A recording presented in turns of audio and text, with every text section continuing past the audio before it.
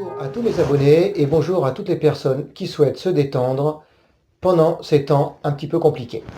Alors, on m'a demandé il y a quelques temps dans ces dernières vidéos d'expliquer un peu plus précisément la posture, la façon de respirer. Donc on va essayer tous ensemble, avec cette petite vidéo qui ne sera pas très longue, d'avoir un peu plus en détail un exercice, la posture et la respiration. Évidemment, ça va rentrer dans le cadre de la détente, du relâchement, du karmanyata, cette façon de se détendre, de voir les choses qui s'élèvent en soi, pour pouvoir les libérer et laisser place à un esprit tranquille, bienveillant, joyeux.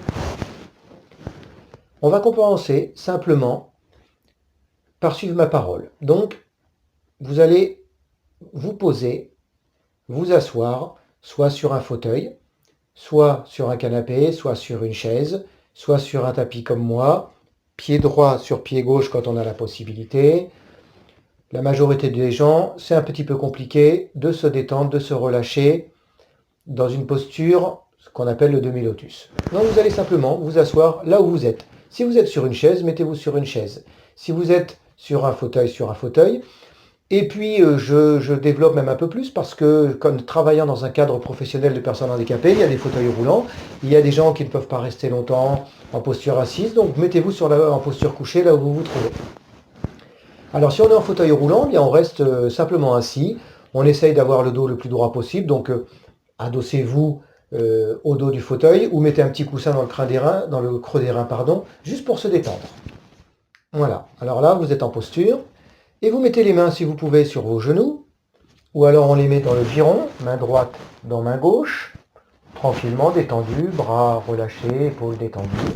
Si ce n'est pas le cas, si vous avez besoin de vous mettre en position plus agréable pour les bras, c'est-à-dire sur les genoux, et puis je répète pour les personnes handicapées, c'est-à-dire qui peuvent avoir un bras en hémiplégie, en difficulté, donc mettez les bras, s'il y en a qu'un, il y en a qu'un, mettez l'autre bras le long du corps.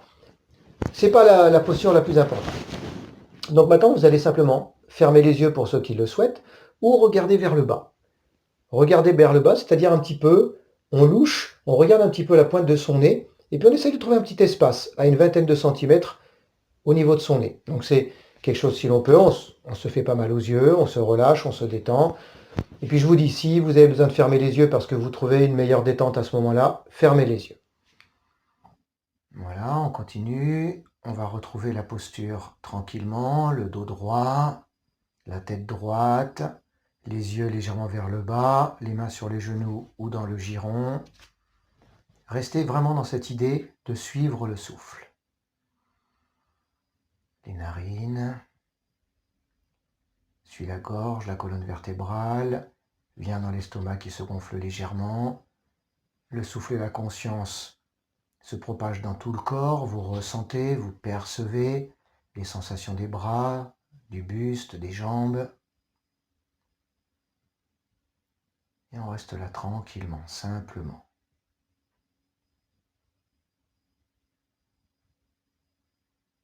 Peut-être des pensées s'élèvent. Vous pensez au passé, au futur, vous cogitez justement sur toutes les inquiétudes du moment dans le monde. Détournez le regard, revenez sur le souffle. Et là, vous allez voir, la pensée disparaît et vous vous relâchez.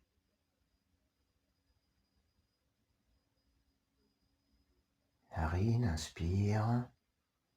Vous ressentez tout ce qui se passe dans votre corps parce que vous suivez le souffle à l'intérieur de votre corps. Vous ne jugez pas, vous ne critiquez pas, vous n'analysez pas toutes les sensations du corps, bonnes ou désagréables, et vous expirez.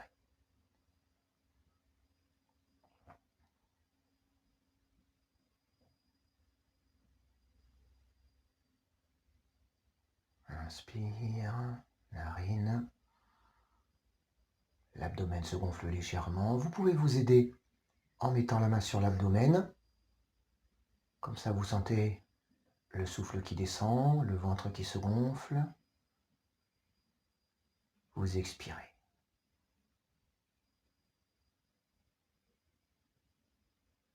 Vous relâchez, c'est-à-dire que vous ne suivez pas les pensées. C'est comme une petite bulle au fond d'une bouteille qui passe devant votre regard, qui monte à la surface et qui explose sans laisser de traces.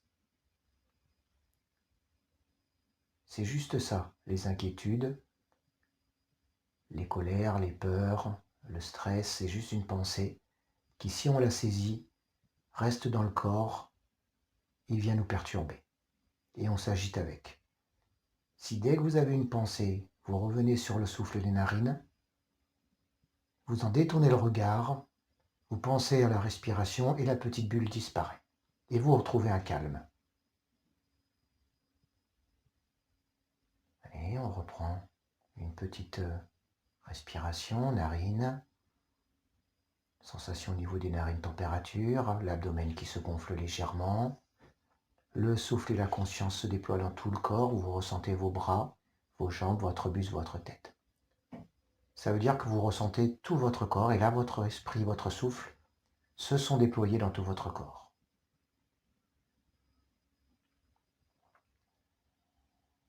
Essayez de savourer, de profiter, ça veut dire que si une pensée se lâche, disparaît, eh bien profitez. Laissez cet état, cet esprit, cette conscience qui se déploie et qui est heureuse, comme libérée, comme tranquille. Elle n'est pas emprisonnée au milieu de pensées et d'agitation. Donc laissez cette petite joie, cette détente se propager dans tout le corps.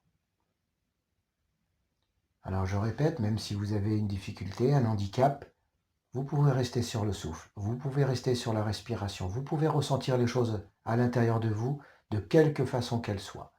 Même si vous êtes sur un fauteuil roulant, même si vous êtes sur une chaise, même si vous êtes assis par terre, et même si vous êtes couché, vous ne faites que suivre le souffle. Si vous suivez le souffle, vous ne pouvez pas être dans les pensées et l'agitation, et là vous allez vous détendre, et là vous allez avoir un bien-être, et vous laissez ce bien-être. C'est un peu quelque part comme un animal en cage, l'esprit. S'il est enfermé dans des pensées tout le temps, des agitations, il tourne en rond et s'agite. Si au contraire vous restez dans quelque chose de sobre, de tranquille, vous laissez le souffle, la conscience se déployer, elle est libérée, comme si l'animal sortait de sa cage. Et là, il est tranquille parce que finalement, il n'y a plus de limite, il n'y a plus rien qui l'empêche, qui le perturbe, qui l'emprisonne. On dit aussi que les pensées, c'est comme une vague qui sort de l'océan. Si on la regarde, elle se fracasse sur les rochers et fait du bruit. Mais si au contraire, on revient à l'océan, on respire tranquillement, la vague s'élève, sort de l'océan, mais elle va retourner tranquillement à l'océan. Et c'est pareil pour une pensée. Soyez bienveillant avec vous-même, soyez doux. Et vous allez en plus développer de la douceur pour les autres autour de vous qui vivent les mêmes choses. Allez, dernière inspiration. Narine. Descend jusqu'à l'abdomen qui se gonfle légèrement. Le souffle et la conscience se déploient dans tout le corps. Vous percevez tout. Vous expirez, vous relâchez. On recommence.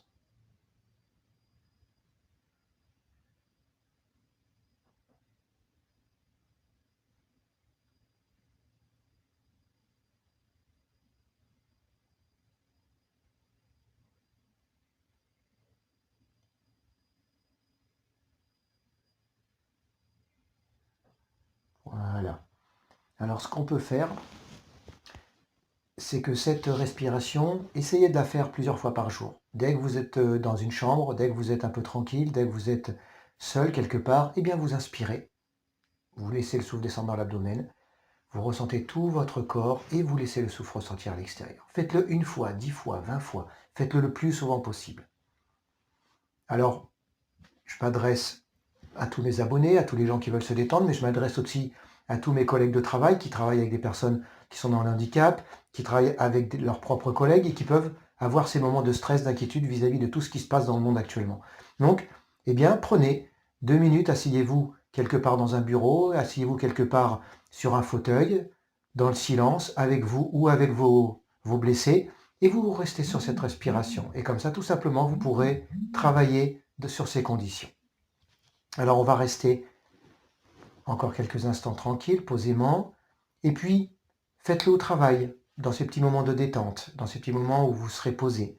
Et puis aidez les autres, si vous avez compris quelque chose, de guider cette petite séance de respiration, de conscience. Et si vous avez des doutes, des questions, eh bien, je suis là, je serai disponible pour vous. Voilà, donc n'oubliez pas cette motivation. Si vous vous détendez, si vous trouvez un bien-être au travail malgré les grandes difficultés qu'il y a, d'autres personnes sont dans le trouble, d'autres personnes sont dans l'agitation, l'incompréhension. Donc, essayez de les aider dans une inspire, un expire, de guider votre conscience vers ces gens, leur apporter une petite détente. Et vous allez voir, c'est un bienfait. Et vous en aurez vous-même des bienfaits. Voilà, j'essaierai dans la prochaine vidéo de répondre à d'autres questions. On m'a posé la question sur la différence entre la relaxation et la méditation, donc je le ferai. Et puis après, j'essaierai de faire une séance de véritable relaxation Karma-Niata qu'on peut faire chez soi tranquillement. Voilà, je vous dis à bientôt, portez-vous bien, prenez soin des autres, de vous-même, et détendez-vous, relâchez-vous. À très bientôt, au revoir.